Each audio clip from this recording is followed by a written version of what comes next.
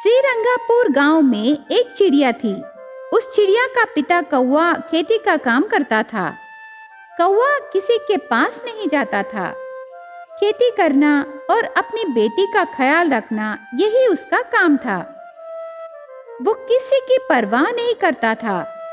लेकिन उस जंगल का जमींदार कबूतर एक दिन कौवे को घर बुलाता है। उस दिन चिड़िया ने, पापा, जमींदार जी आपको क्यों बुलाए? मैं भी नहीं जानता बेटी, खबर किए तो जाना है ना। तो मैं भी आऊंगी पापा। नहीं बेटी नहीं, पता नहीं वो मुझे क्यों बुलाए। अगर कोई गलती होने से वो अपमान करेंगे, वो सब मैं देख लूंगा। तू मत आ, मैं बस गया और आया।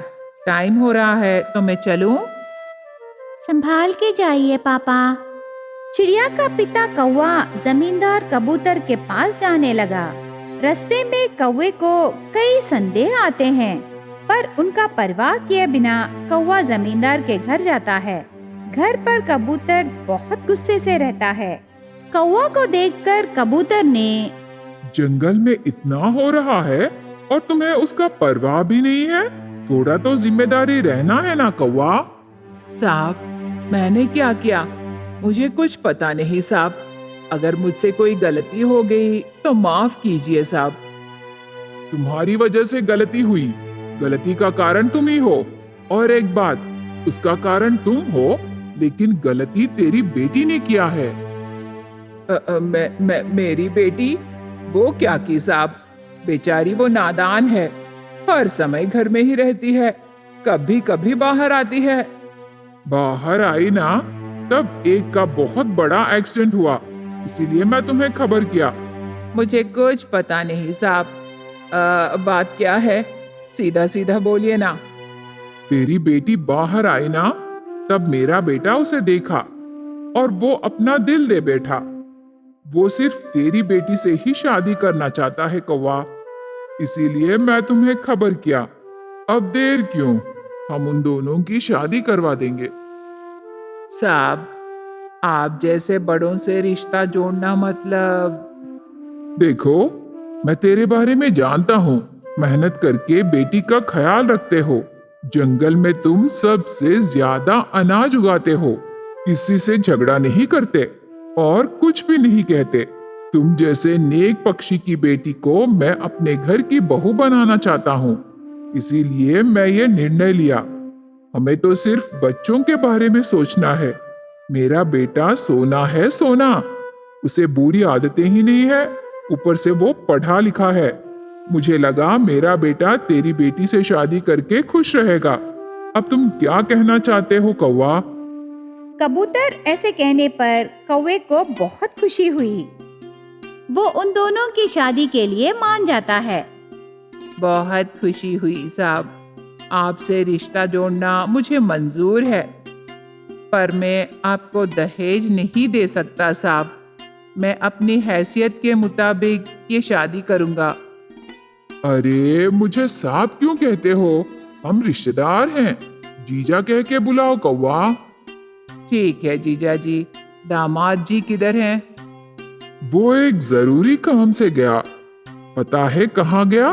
तुम्हारे घर। वो तेरी बेटी से प्यार किया, पर तेरी बेटी उसे नहीं देखी ना। वो उससे मिलने गया कौवा, तेरी बेटी की राय जानने के लिए। ये शादी तेरी बेटी को पसंद होने से ही करेंगे। बहुत अच्छा निर्णय लिए साहब। ऐसे कबूतर और कौवा बातें करते हैं। इधर कौवे के घर कबूतर का बेटा चील आता है। घर पर चिड़िया अच्छे से नहाकर रेडी रहती है। घर में कोई है क्या? कौन चाहिए? मेरे पापा घर पर नहीं हैं, बाहर गए। मुझे प्यास लगी है, जरा पानी दोगे? मैं अब भी लाती हूँ। चिड़िया घर के अंदर जाकर पानी लाके चील को देती है। चील बहुत लंबा और सुंदर रहता है। चील को चिड़िया ऊपर से नीचे तक देखती है। चील पानी पीकर, पानी देने के लिए थैंक यू सो मच। आप यहाँ नए नए आए हो क्या? यहाँ कभी नहीं देखी? अभी बात की? ऐसी बात नहीं है, पर आप कभी कभी बाहर आते हो तो मुझे कैसे देखोगे? उस दिन आप ग्रीन कलर ड्रेस पहने, आप बहुत सुंदर लग रहे थे। मैंने आपको देखा है उस ड्रेस में। अरे, आप ये कैसी बातें कर रहे हो? किस लिए आए हो? मेरे बारे में छोड़िए, क्या आप मेरे बनोगे? मैं समझी नहीं, आपको क्या चाहिए? आपसे ही काम है।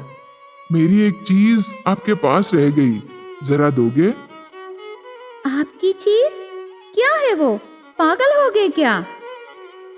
हाँ जी, मैं अपना दिल आपको दे बैठा, पर मैं वापस लेना नहीं चाहता। उस दिन आप बहुत सुंदर लग रहे थे। मैं और कोई नहीं, मैं जमींदार का बेटा हूँ।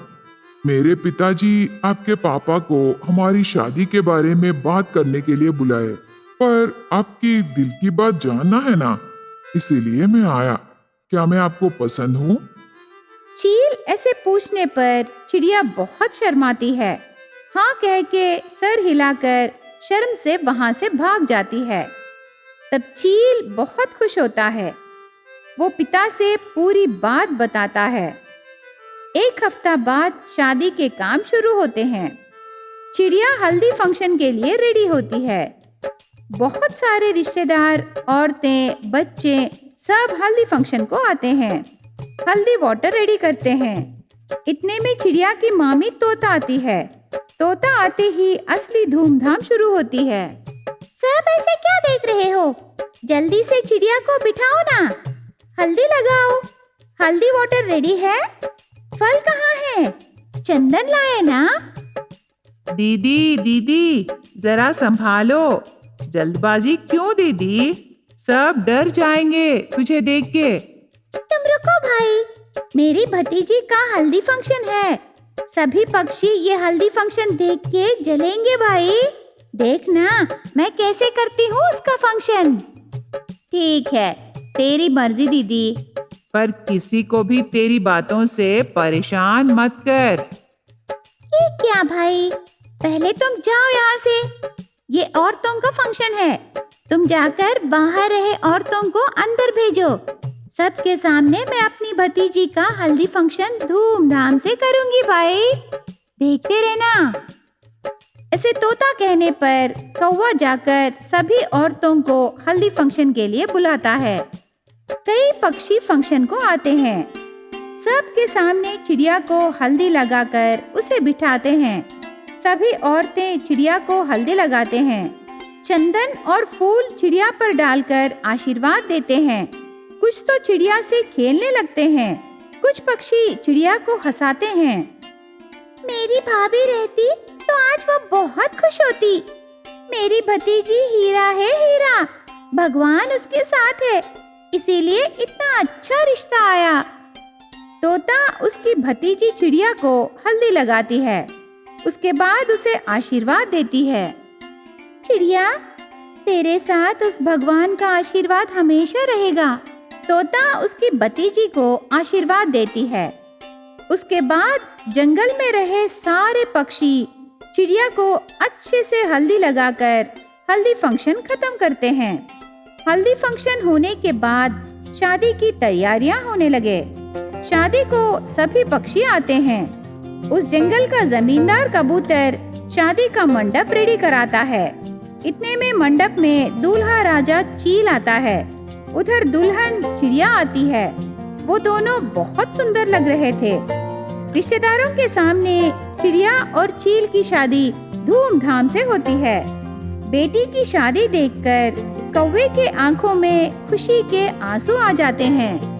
कौवा, तेरे आंखों में आंसू? मेरी बहू इसी जंगल में रहेगी ना? वो तुझे छोड़ के दूर नहीं जा रही।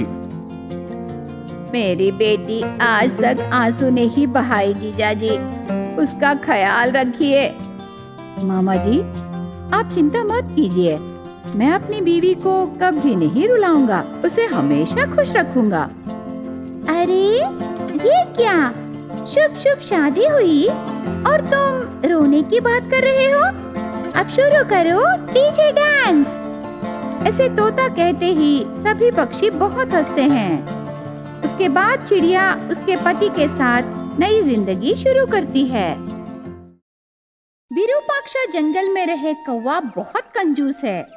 वो 1 रुपए भी खर्चा नहीं करता। ये कंजूस कौवा दूसरों की जरूरतों को उसके फेवर में बदलकर वो पैसे कमाने लगा।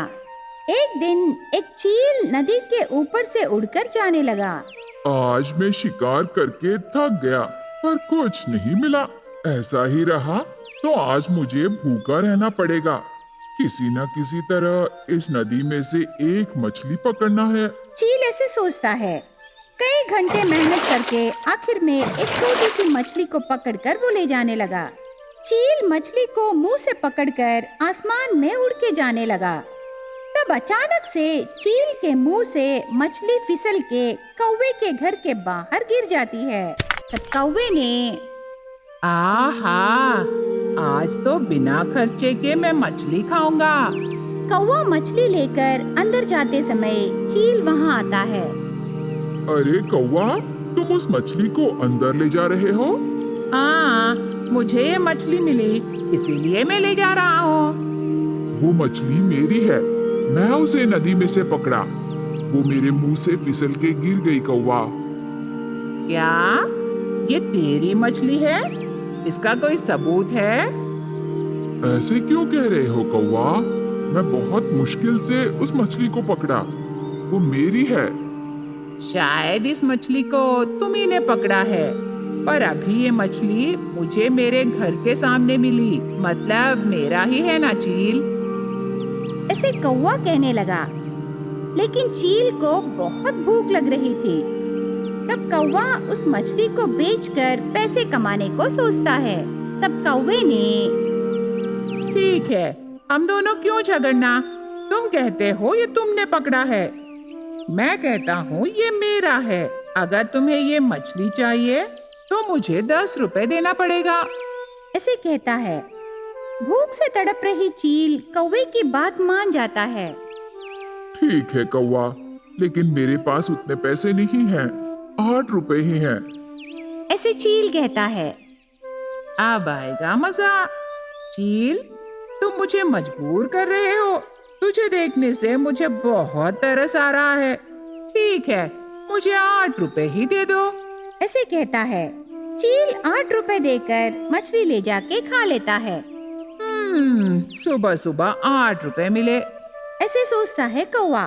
वो बहुत खुश था। बारिश का मौसम खत्म हो गया और आगे सर्दी का मौसम है। सर्दियों में ये इलाका पूरा बर्फ से ढका रहता है, तो मुझे एक काम करना पड़ेगा।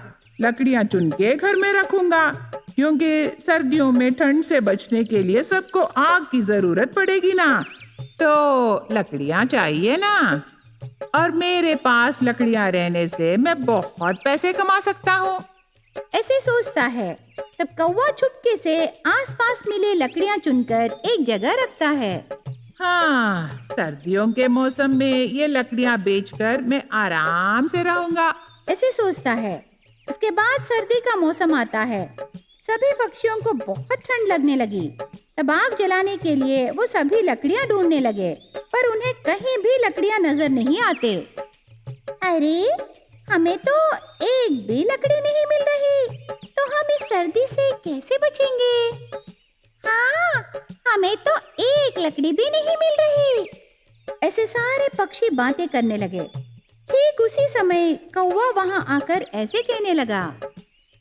तुम सबको लकड़ियां चाहिए ना? हाँ, क्या तुमने कहीं देखा है? नहीं नहीं, पर मेरा एक दोस्त इस सर्दी के मौसम में लकड़ियां बेच रहा है। तुम्हें चाहिए तो बोलो, मैं मंगाऊंगा, पर थोड़ा खर्चा होगा। ऐसे कहता है। कौवे की बात सुनकर सभी पक्षी आपस में बातें करके कौवे के पास आते हैं। ठीक है कौवा, बोलो कितने पैसे होंगे? हम सब मिलके थोड़े थोड़े पैसे दे देंगे। पहले तुम लकड़ियां मंगाओ। नहीं नहीं, ऐसे नहीं होगा। हम पैसे देने से ही वो लकड़ियां देगा। ऐसे कहता है। कौवे पर भरोसा करके सभी पक्षी उसे पैसे देते हैं।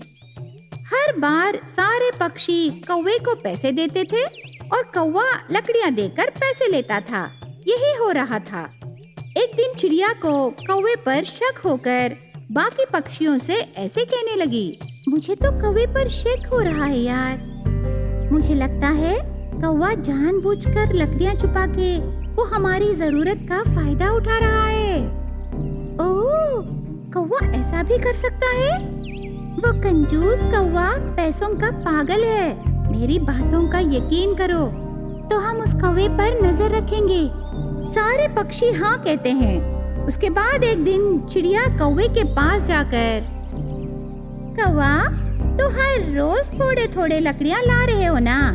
मुझे तो बहुत सारे लकड़ियां चाहिए। मेरा एक दोस्त बिजनेस करना चाहता है, उसे बहुत लकड़ियां चाहिए कौवा। वो हमें 1000 रुपए देगा। तो क्या तुम्हारे पास लकड़ियां हैं? 1000 रुपए की बात सुनकर कौवा खुशी से झूम उठता है। सच? ठीक है, लेकिन तुम किसी को भी मत बोलो। 1000 रुपए में से मैं तुम्हें 100 रुपए दूंगा। ऐसे कौवा कहता है। तब चिड़िया हंस के ठीक है कौवा, नहीं बताऊंगी। तब कौवा लकड़ियां छुपाने की बात कह के कौवा को उस जगह ले जाता है जहां वो लकड़ियां छुपाया। ये सब सारे पक्षी चुपके से देखने लगे। जब कौवा लकड़ियां छुपाने की जगह दिखाता है तब सारे पक्षी एकदम से बाहर आ जाते हैं। कौवा, तुमने हमें धोखा दिया ना? जानबूझकर लकड़ियां छुपा के तुम हमसे पैसे लेते रहे। ऐसे सभी पक्षी झगड़ा करने लगे। सारे पक्षी गुस्से से कहने पर कौवा डर के वहाँ से भाग जाता है।